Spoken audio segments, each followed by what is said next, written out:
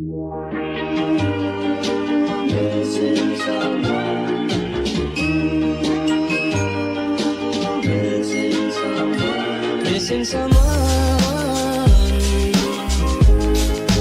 Love with all your heart. Missing someone. You've heard of the Charlie game, right? Well, if you haven't, it's like Bloody Mary, but way, way worse. With Bloody Mary, you turn off all the lights, you turn the water on or something, and then you say Bloody Mary's name 3 times. Then your friend would grab you, you'd run out of the bathroom screaming, and it was all fun and games because you got scared, right? It's scary, but it's okay because we all know it's a game, right? But what about when it's not just a game? Anyways, me and my friends were hanging out in the basement. We were eating pizza and playing the Nintendo Switch. Then Jonah looked to me and asked, "Do you know the Charlie game?" At first I thought he was talking about a new game on the Switch or something. He told me you go into the bathroom and you turn off the lights. Then you knock on the mirror and you look for Charlie. If you see him, the game is over. If you don't see him, then it's time to go to step 2. The second part of the game was too hard to explain, so we decided he was just going to show us. He took a piece of paper and he wrote yes and no on it in 4 corners, like this. Then he put 2 pencils crossing each other on the paper and started chanting, "Charlie, Charlie, can you hear me?" He turns the light off and at this point I'm starting to get scared. I whispered to my friend Christina that I was scared. She leaned over and assured me that it's just a game. We were whispering, but somehow Jonah heard me. Jonah looks up at us and he goes, "It's not just a game." We asked Charlie questions and the pencils moved and he answered. But that's not the scary part. So after we finished the game, we went to bed.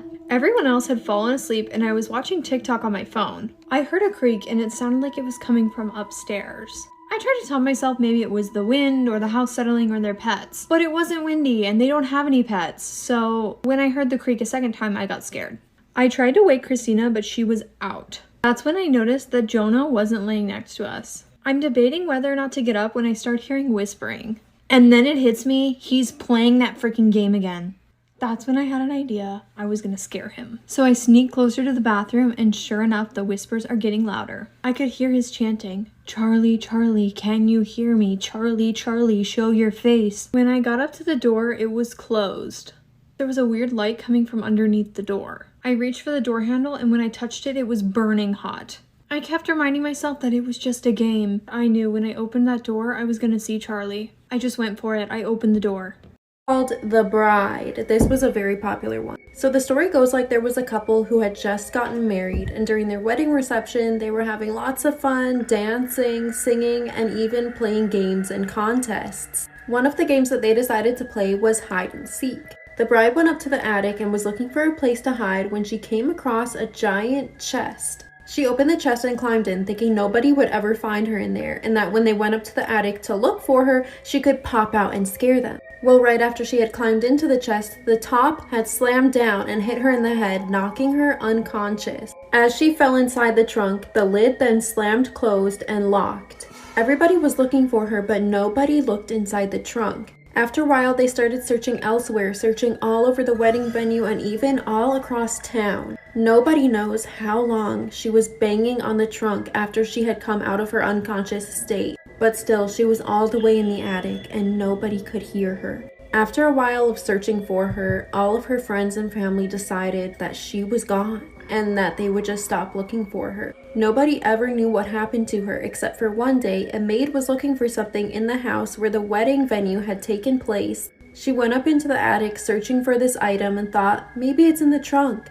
So she opened the trunk and to her horror, the corpse of the bride was in the trunk, withered away to only a skeleton, wearing her wedding dress.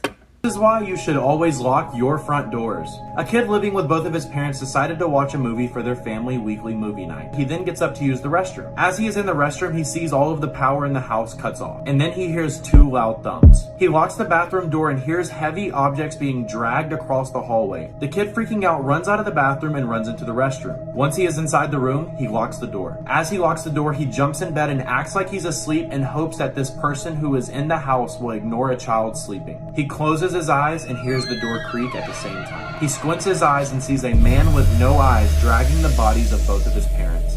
The man dragging his parents sits his mom's dead body in a chair facing him. and then sets the dad's body on the floor facing up. It was almost like whoever was in the house who killed them wanted him to see it. He then sees the man writing something on the wall and then climbs under his bed. He laid there for hours knowing that if he moved a muscle he would end up just like his parents. He finally built up enough courage to read the wall, and the writing on the wall said, "I know you're awake." True scary stories in 60 seconds or less. This story comes from a Reddit user about the night that changed her life forever. In a rare occurrence, this girl's whole family was going out for the night. Her mother was going out, her sister wasn't coming home, she had the entire house to herself. So she just decided to curl up in her bedroom, have a cozy night in, and watch a Netflix series. But not even 30 minutes in, she suddenly heard noises coming from downstairs in her kitchen. The faint sound of an unknown man laughing to himself from downstairs. She was paralyzed with fear because she remembered she left her cell phone on the downstairs counter, but she also knew if she emailed 911, eventually somebody would come. She waited for 7 agonizing minutes until police eventually come, and there is an eruption of screams and wrestling from the kitchen. When they found her and brought her downstairs, she was told to close her eyes, as she later learned in horror